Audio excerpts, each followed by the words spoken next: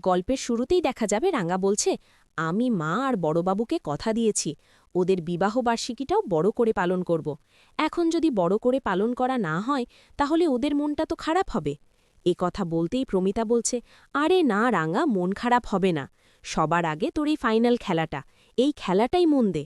এ কথা বলতেই দেখা যাবে সংগ্রাম সেন বলছে, হ্যাঁ রাঙামতি, তোমাকে এখন খেলায় মনোযোগ দিতে হবে, কারণ এই খেলাটা তোমার স্বপ্ন, এই খেলাটা জেতা তোমার স্বপ্ন, এই খেলাটা তোমাকে জিততেই হবে। এটা তোমার মায়ের স্বপ্ন, এটা তোমার হাজবেন্ডের স্বপ্ন, এটা আমাদের স্বপ্ন। তুমি আমাদের স্বপ্ন দেখিয়েছ, তুমি এই খেলাতে আমাদের জিতে মেডেল, সোনার মেডেল এনে দেবে। তুমি আমাদের দেশের গর্ব, তুমি আমাদের দেশের সম্মান রক্ষা করো। এ কথা বলতেই দেখা যাবে রাঙা বলছে, হ্যাঁ আমি প্রস্তুত। এদিকে দেখা যাবে রাত্রিবেলা সবাই ঘুমিয়ে আছে, রাঙার একল্য বউ ঘুমিয়ে আছে। তখনই রাঙার ফোনটা বেজে ওঠে, উঠে ফোনটা হাতে নিয়ে দেখতে পায় হোম থেকে ফোন করা হয়েছে। এরপর ফোনটা হাতে নিয়ে ঘরের বাইরে চলে যায় ফোনটা রিসিভ করতে। ওপাশ থেকে হোমের রিসেপশন থেকে ফোন করা হয়েছে, বলছে, আপনি যে মেয়েটাকে রেখে গিয়েছে সেই মেয়েটা তো সবাইকে মেরে একেবারে নাজেহাল অবস্থা করে দিয়েছে। আপনি এক্ষুনি আসুন, আপনাকে এক্ষুনি আসতে হবে। এ কথা বলতেই রাঙা বলছে, আমি এক্ষুনি আসছি। এ কথা বলে ফোনটা রেখে দেয়। এরপর ঘর থেকে নিজের তীর ধনুকটা বের করে, আবারও দরজাটা আটকে বাইরে বেরিয়ে যায়।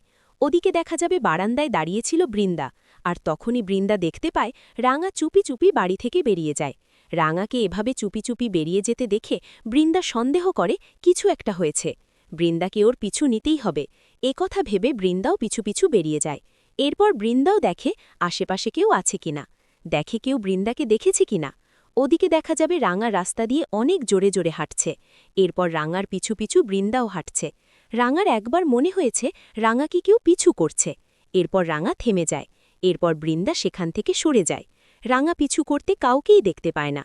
এরপর রাঙা চলে যায় সেই হোমে। হোমের সিকিউরিটি গার্ডের সাথে কথা বলছে রাঙা।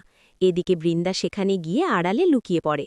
রাঙা এদিকে সিকিউরিটি গার্ডের সাথে কথা বলছে, এদিকে বৃন্দা মনে মনে ভাবছে, এটা তো একটা হোম, এটা একটা মেয়েদের হোম, এখানে কেন এসেছে রাঙা? আমি শুনেছি যারা কলকাতার বাইরে থাকে তারা এখানে এসে থেকে চাকরি বাকরি করে, কিন্তু রাঙার কে আছে এখানে? না, আমাকে দেখতেই হবে। এদিকে রাঙা ভেতরে চলে যায়। এরপর বৃন্দাও চলে যাবে। ঠিক তখনই সিকিউরিটি গার্ড দেখে নেয় বৃন্দাকে, বলছে, কি ম্যাম, আপনি আপনি কোথায় যাচ্ছেন? কে আপনি? এরপর বৃন্দা বলছে, আসলে আমি আমার বোনকে এখানে রাখতে চাই, একটু কথা বলবো। এরপর সিকিউরিটি গার্ড বলছে, না ম্যাম, সকাল 10টার আগে এখানে যাওয়া সম্ভব না। এরপর বৃন্দা বলছে, তাহলে যে উনি যে গেল? এরপর সিকিউরিটি গার্ড বলছে, উনি তো খুব পরিচিত, সেই কারণেই গেছে। এরপর বৃন্দা বলছে, এখানে কে থাকে ওনার? এরপর সিকিউরিটি গার্ড বলছে, ওনার বোন থাকে তো। এ কথা শুনে বৃন্দা তো চিন্তিত হয়ে যায়। এরপর বৃন্দা সেখান থেকে সরে যায়। এরপর গাছের আড়ালে গিয়ে দাঁড়িয়ে ভাবে, রাঙার বোন এখানে থাকে। এ কথা ভেবে বৃন্দার মনে পড়ে যায় সেই জঙ্গলে থাকা সেই মেয়েটার কথা। এরপর বৃন্দার আবারও মনে পড়ে যায় থাকা সেই মেয়েটার কথা, একই রকম দেখতে, রাঙার মতো দেখতে মেয়ের কথা। দেখা যাবে রাঙা চলে যায় সেই হোমের ভেতর। এরপর ভেতরে গিয়ে সেই ম্যাডামের সাথে দেখা করে। এরপর সেই ম্যাডাম সবাইকে দেখাচ্ছে। এরপর বলছে, দেখলেন তো, আপনার বোন এই সবাইকে মেরেছে। এরপর রাঙা বলছে, মেরেছে? কেন মেরেছে? এরপর সেই ম্যাম বলছে, আপনার বোন নাকি খাবার চেয়েছিল, খাবার দিতে একটু দেরি হয়েছে, সেই কারণে মেরেছে। দেখুন কি অবস্থা করেছে। এরপর রাঙা বলছে, আমি ওর সাথে দেখা করতে চাই।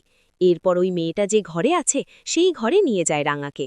এরপর রাঙা বলছে, আচ্ছা যে, আমি কথা বলছি।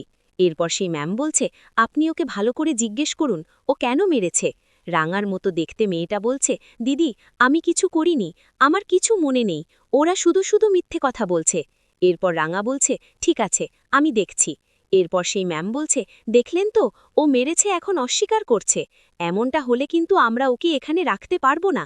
দেখুন, আপনি জনপ্রিয় একজন তীরন্দাজ, সেই কারণেই কিন্তু আমরা আপনার কথায় আপনার দিদিকে এখানে রেখেছি। আপনি বলেছিলেন আপনার যমজ বোন।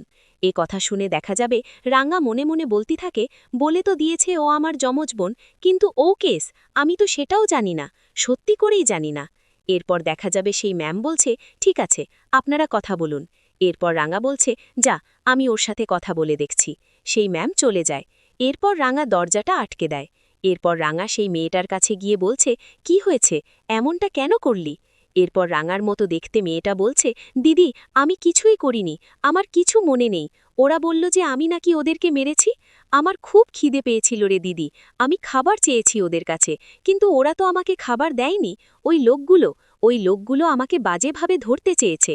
আমি যখন ওদেরকে বাধা দিয়েছি তখন আমাকে বলেছে আমি তো গ্রামের মেয়ে, আমাকে শহরের খাবার এনে দেবে, সেই কারণে আমাকে খারাপ ইঙ্গিত করছিল। এ কথা বলতেই রাঙা তো রেগে যায়। রাঙা রেগে গিয়ে বলছে, তুই আমার সাথে চল, তুই আমার সাথে যাবি এখন। এ কথা বলছে রাঙা। ওদিকে দেখা যাবে সিকিউরিটি গার্ড কাজের সাথে যেন ফোনে কথা বলছে। এরপর বৃন্দা বলছে, আমাকে লুকিয়ে লুকিয়ে যেতেই হবে, রাঙা তো এখনো বেরোলো না, আমাকে জানতেই হবে রাঙা এখানে কেন গেল। রাঙার মতো দেখতে মেয়েটাকে কি এখানেই রাখা হয়েছে? এ কথাই ভাবছে বৃন্দা।